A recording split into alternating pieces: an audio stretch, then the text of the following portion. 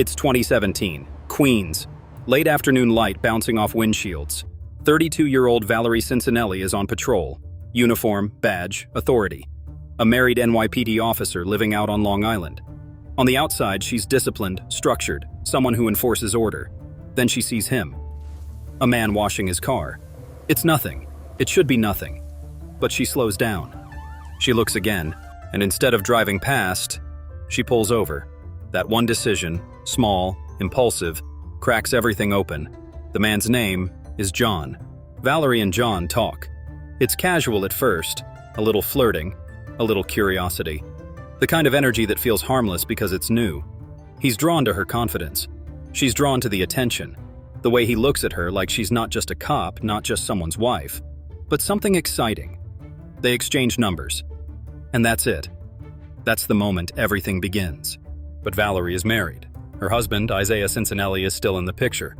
But their relationship is strained, cold, already fractured long before this new man enters her life. Instead of fixing it, she escapes it with John. The texts turn into meetups. Meetups turn into hotel rooms. And hotel rooms turn into something deeper.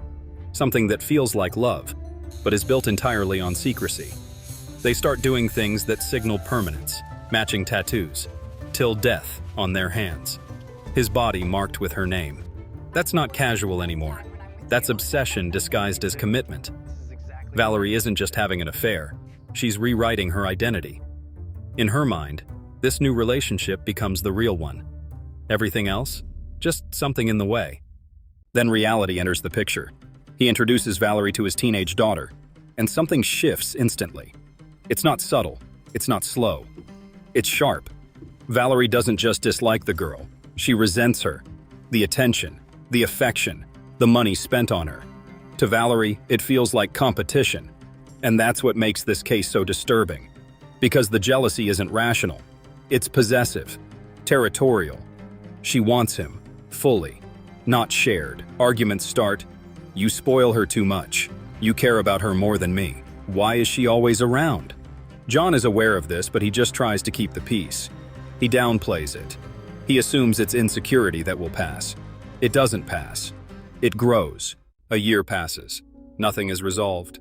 Not her marriage, not her affair, not the tension that's been quietly building under everything. Valerie is still married to Robert Cincinnati, still tied to him legally, financially, physically present in her life like a shadow she can't shake.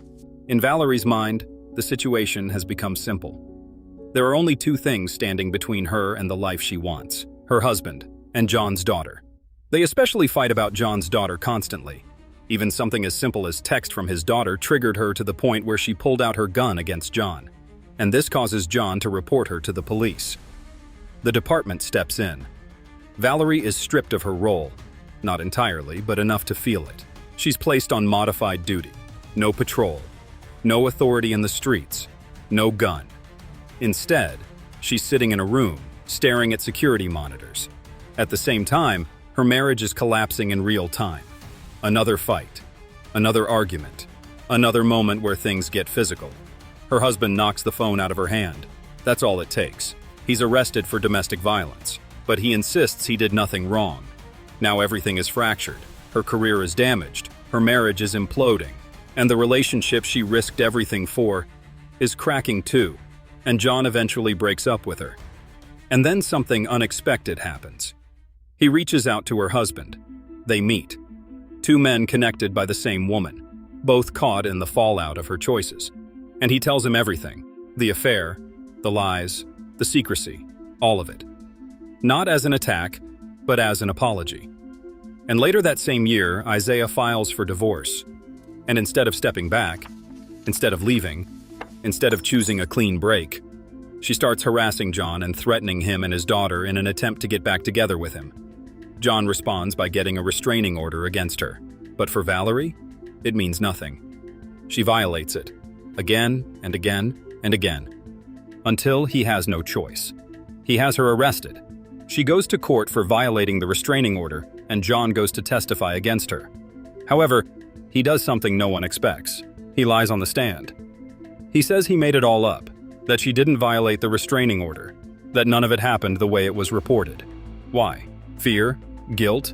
attachment, maybe all three, and somehow, after everything, they actually get back together, and eventually even move in with each other. Living together means Valerie is around John's teenage daughter more often, however, she still harbors animosity towards her. At the same time, Valerie is still entangled in her divorce.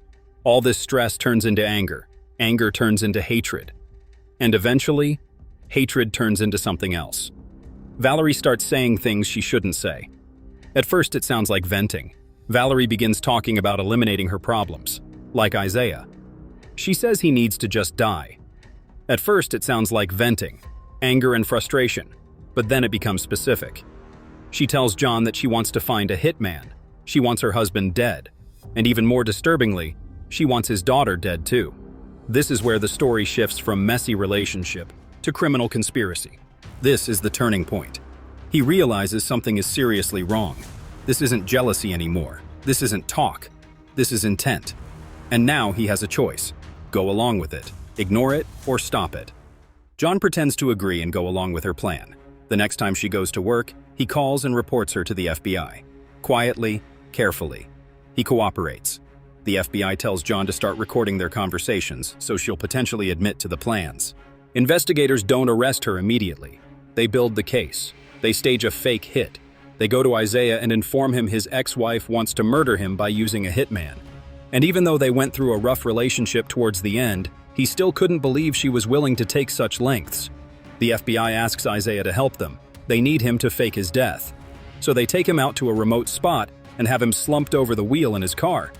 They spread shattered glass on the ground, all to make it look like he's been shot. Other NYPD officers, who are also in on the sting, go visit Valerie to inform her that her husband has been shot. She pretends to be distraught and cries. The officers then leave. After, Valerie is shown a photo by John, a staged image meant to look like Isaiah has been killed. And instead of backing off, she continues. John tells Valerie that the hitman wants another $3,000 to kill John's daughter. She agrees. She pushes forward with the plan and says they should both delete all their texts and emails to get rid of any evidence. However, unbeknownst to her, John is wearing a wire and recording their conversation. In 2019, Valerie Cincinnati is arrested. A police officer, someone sworn to protect life, caught orchestrating death. The irony is heavy. The fall is complete. By 2021, she pleads guilty. She gets sentenced to only 4 years in prison, but the core truth remains. She crossed the line from obsession into action. This is a different type of video than what I usually do, so let me know if you like these types of true crime videos or my more historical videos. I'd appreciate the feedback. Thanks for watching.